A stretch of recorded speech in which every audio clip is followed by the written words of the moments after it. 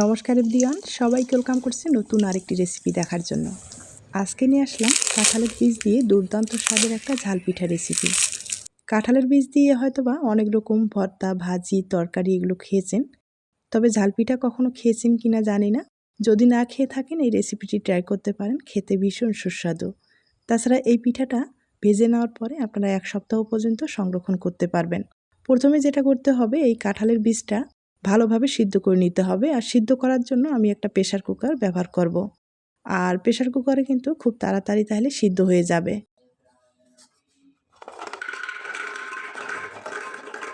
কাঁঠালের বীজটা আমি দিয়ে দিলাম, এরপরে সিদ্ধ করার জন্য জল ব্যবহার করব। এবার ঢাকনা দিয়ে খুব ভালোভাবে সিদ্ধ করে নিতে হবে।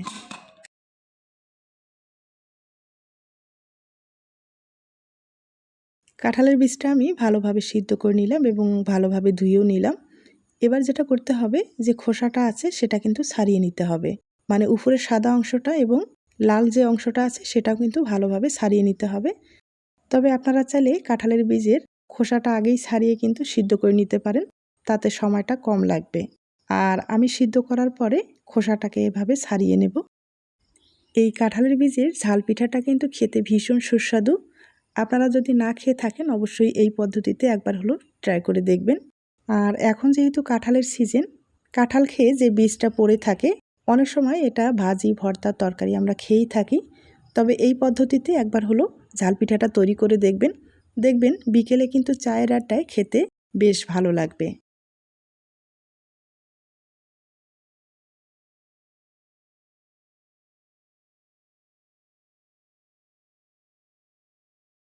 আমি সবগুলো কাঁঠালের বীজের খোসাটা ভালোভাবে ছাড়িয়ে নিলাম। আর ছাড়ানোর পরে পুরোপুরি কিন্তু এখন পরিষ্কার হয়েছে। এখন যেটা করতে হবে, এই কাঁঠালের বীজটা ব্লেন্ডারে ভালোভাবে পেস্ট তৈরি করে নেব। তবে আপনারা চাইলে ম্যাশ করে নিতে পারেন, আর পেস্ট তৈরি করলে কিন্তু সবচেয়ে বেশি ভালো হবে।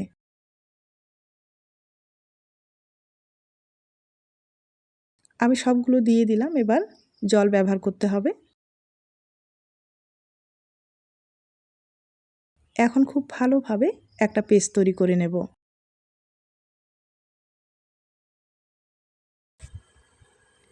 আমি ভালোভাবে পেস্ট তৈরি করে নিলাম, আর দেখতেই পাচ্ছেন কতটা সুন্দর হয়েছে। তবে আমার মনে হয় ভিতরে অনেকটা দানা রয়ে গেছে, তার জন্য একটু চেলে নিলে কিন্তু সবচেয়ে বেশি ভালো হবে।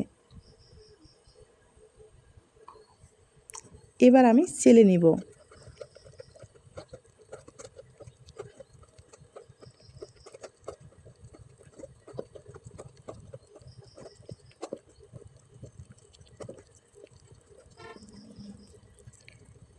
খুব ভালোভাবে চেলে নিলাম, আর অনেকটাই কিন্তু দানা রয়ে গেছে ভিতরে, দেখতেই পারছেন। চেলে নেওয়ার পরে এখন কিন্তু আপনাদের আমি চুলায় নিয়ে যাচ্ছি। প্রথমে আমি 150 গ্রামের মতো চালের গুঁড়ো একটু ভালোভাবে সেঁকে নিব। আর এই চালের গুঁড়োটা দিয়ে আমি ডোটা তৈরি করে নেব। তবে আপনাদের হাতের কাছে যদি চালের গুঁড়োটা না থাকে, সেক্ষেত্রে কিন্তু আটা অথবা ময়দা ব্যবহার করতে পারেন। চালের গুঁড়োটা দিলে হবে কি, একবারে মুসমুসে হবে, খেতে ভালো লাগবে। তাছাড়া এই পিঠাগুলো আপনারা 1 সপ্তাহ পর্যন্ত সংরক্ষণ করতে পারবেন। আর অবশ্যই কিন্তু চালের গুঁড়োটা হালকা করে একটু সেঁকে নিতে হবে। যদি আপনারা ভিজা চালের গুঁড়ো ব্যবহার করেন সেক্ষেত্রেও কিন্তু সেঁকে নিতে হবে, এবং শুকনো চালের গুঁড়ো ব্যবহার করলেও হালকা করে একটু সেঁকে নিতে হবে। চালের গুঁড়োটা সেঁকানোর পরে এবার যেটা করতে হবে, কড়াইয়ে আমি কাঁঠালের বীজের যে পেস্টটা সেটা কিন্তু দিয়ে দিব। আর যেহেতু অনেকটাই ঘন রয়েছে, এখানে কিন্তু জল ব্যবহার করতে হবে। আমি এখানে জল ব্যবহার করব আর খুব ভালোভাবে মিশিয়ে নেব।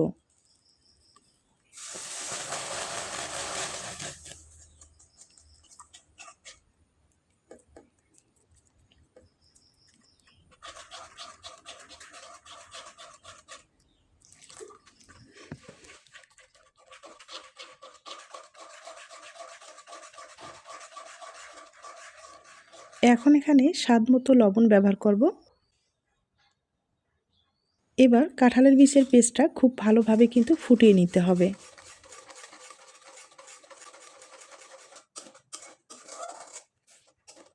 পেস্টটাকে আমি খুব ভালোভাবে জ্বালিয়ে নিলাম আর একটু ঘনও তৈরি করে নিলাম। এখন যেটা করতে হবে, যে চালের গুঁড়োটা আমি সেঁকে নিলাম সেটা কিন্তু একটু একটু করে দিয়ে এভাবে আমি একটা ডো তৈরি করে নেব।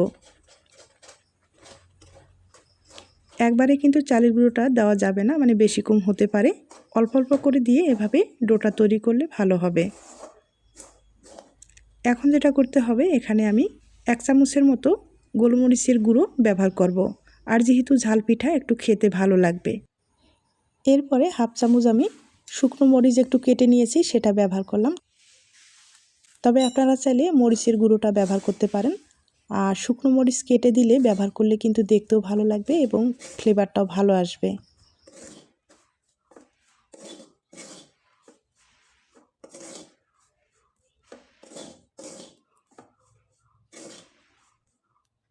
ডোটা আমি ভালোভাবে তৈরি করে নিলাম। তবে হাতে একটু চেক করতে পারেন ডোটা ভালোভাবে তৈরি হয়েছে কিনা, দেখতেই পারছেন। এখন আমি একটা পাত্রে ঢেলে নিব।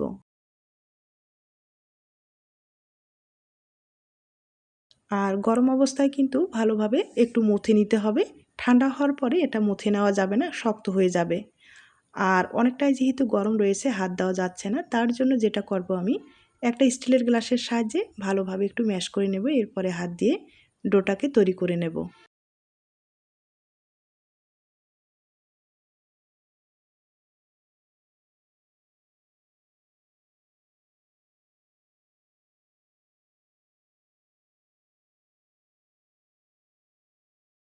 ডোটা আমি ভালোভাবে তৈরি করে নিলাম। আর এখন ডিজাইনটা তৈরি করে দেখিয়ে দিচ্ছি। ছোট্ট একটা লিচি কেটে নিলাম। আবারও সামান্য পরিমাণে একটু মথে নিতে হবে। আর যত ভালোভাবে মথে নিতে পারেন ডিজাইনটা কিন্তু ততটাই ভালো আসবে। এখন আমি হাতের সাহায্যে একটু চওড়া করে নেব আর মাঝখানে পুর ব্যবহার করতে হবে। তবে হ্যাঁ, আমি এখানে সবজির পুর ব্যবহার করব, মানে দুপুরের বেঁচে যাওয়া সবজির পুর ছিল, সেগুলো দিয়ে আমি পিঠাটা তৈরি করে নেব। আর সবজির মধ্যে এখানে রয়েছে পটল, আলু দিয়ে একটা শুকনোভাবে সবজি তৈরি করে নিয়েছি। আপনারা কিন্তু আপনাদের পছন্দ মতো পুর ব্যবহার করতে পারেন। আর সবজির পুরটা দিয়ে খুব ভালোভাবে কিন্তু মুখটা একটু বন্ধ করে দিতে হবে। এরপরে হাতের সাহায্যে গোল করে তৈরি করে নিতে হবে। আর এই পিঠাগুলো আমি একটু বড় বড় করে তৈরি করে নিচ্ছি। আপনারা চাইলে একটু মাঝারি সাইজ অথবা ছোট সাইজেরও তৈরি করে নিতে পারেন। আর একটু বড় করে তৈরি করলে চায়ের সাথে একটা পিঠায় খেলে যথেষ্ট।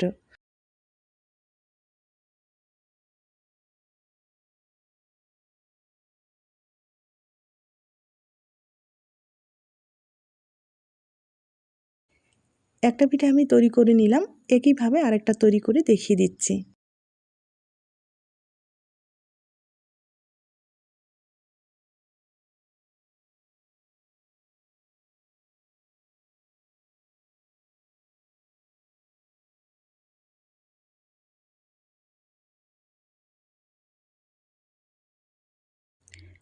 দুইটা আমি তৈরি করে নিলাম। এবার বাকি ডিজাইনটা তৈরি করার জন্য একটা শন ব্যবহার করব। আর এই ডিজাইনটা তৈরি করার জন্য অবশ্যই একটা শনের দরকার হবে। শন দিয়ে খুব সহজেই আপনারা ডিজাইনগুলো তৈরি করে নিতে পারেন। একবারে সাদামাটা একটা পিঠার ডিজাইন, তবে দেখতে হয় অসাধারণ। আপনাদের পছন্দ হলে এই ডিজাইনের পিঠা তৈরি করে নিতে পারেন।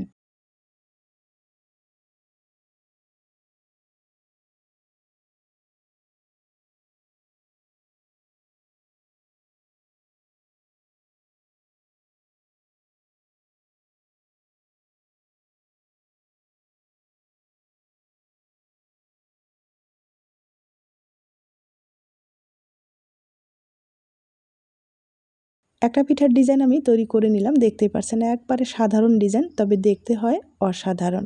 একইভাবে আমি আরেকটা তৈরি করে দেখিয়ে দিচ্ছি। এই পিঠার ডিজাইনগুলো তৈরি করতে কিন্তু বেশি সময় লাগে না। একবারে কম সময়ে আপনারা অনেকগুলো পিঠা তৈরি করে নিতে পারেন। তাছাড়া পিঠায় যদি সামান্য পরিমাণে একটু ডিজাইন থাকে, দেখতে কিন্তু ভালো লাগে। আর হাতের কাছে যদি একটা শন থাকে, তাহলে কিন্তু আপনাদের পছন্দ মতো যে কোনো ডিজাইনের পিঠা খুব সহজেই তৈরি করে নিতে পারেন।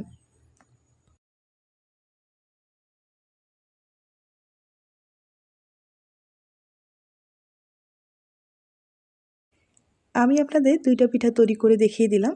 আর দেখতেই পারছেন পিঠাগুলো দেখতে কতটা সুন্দর হয়েছে। একইভাবে অনেক কয়েকটা বানানো হয়ে গেছে।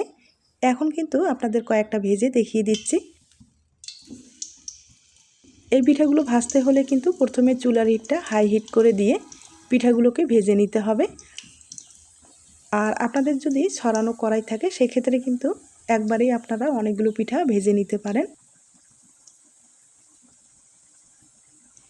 পিঠাগুলো তেলে দেওয়ার সাথে কিন্তু নাড়াচাড়া করবেন না। যখন দেখবেন সামান্য পরিমাণে একটু হয়ে গেছে তখন উল্টে পাল্টে দিলে কোনো সমস্যা নেই। আর ওই যে বললাম, ছড়ানো কড়াই হলে কিন্তু পিঠাগুলো ভেজে নিতে সুবিধা হবে। আমি একটু সময় নিয়ে পিঠাগুলো ভেজে নিলাম, আর কালারটাও ভালো এসেছে, দেখতেই পারছেন। আর একটু সময় ভেজে নিতে হবে, তাহলে ভিতরটা সহ কিন্তু মুচমুচে হবে, খেতে ভালো লাগবে। আর মুচমুচে করে ভাজলে আপনারা কিন্তু প্রায় এই পিঠাটা 1 সপ্তাহ পর্যন্ত সংরক্ষণ করতে পারবেন। আর ঝাল পিঠা খেতে কিন্তু ভীষণ মজা। অনেকেই আছেন মিষ্টি পিঠাটা খেতে পছন্দ করেন না, তারা কিন্তু ঝাল পিঠা খেতে পারেন। তাছাড়া আমি যেহেতু কাঁঠালের বীজ দিয়ে তৈরি করলাম, আপনারা চাইলে শুধু চালের গুঁড়ো দিয়েও এই পিঠাটা আপনাদের পছন্দ মতো পুর ব্যবহার করে ঝাল পিঠা হিসেবে তৈরি করে নিতে পারেন। পিঠাগুলো একবারে মুচমুচে করে ভেজে নিলাম, আর কালারটাও কিন্তু খুব ভালো এসেছে, আপনারা হয়তো বা দেখে বুঝতে পেরেছেন। এখন তুলে আপনাদের পরিবেশন করে দেখিয়ে দিচ্ছি। তবে ছোট্ট একটা রিকোয়েস্ট থাকবে, পিঠার এই রেসিপিটি আপনাদের কাছে যদি ভালো লেগে থাকে অবশ্যই বাড়িতে ট্রাই করবেন। আশা রাখি আপনার ফ্যামিলি কিন্তু এই কাঁঠালের বীজের পিঠাটা অনেক পছন্দ করবে। আর ওই যে আগেই বললাম, চায়ের আড্ডায় খেতে কিন্তু দুর্দান্ত লাগবে। অবশ্যই বাড়িতে ট্রাই করে দেখুন। এখন আপনাদের ভেঙে দেখিয়ে দিচ্ছি। আর কতটা মুচমুচে হয়েছে হয়তোবা আপনারা শব্দ শুনেই বুঝতে পেরেছেন।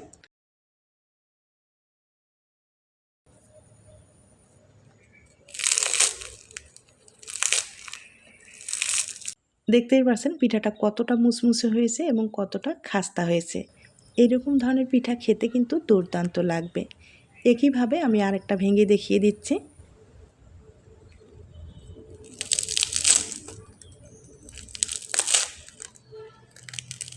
শব্দ শুনে হয়তো বা বুঝতেই পেরেছেন, এখানে কিন্তু কিছুই বলার থাকে না। তবে আবারও রিকোয়েস্ট থাকবে, বাড়িতে অবশ্যই ট্রাই করে দেখুন। আজ এ পর্যন্ত, নতুন কোনো রেসিপির সাথে আবার দেখা হবে। নতুন রেসিপির জন্য সবাইকে আমন্ত্রণ রইল।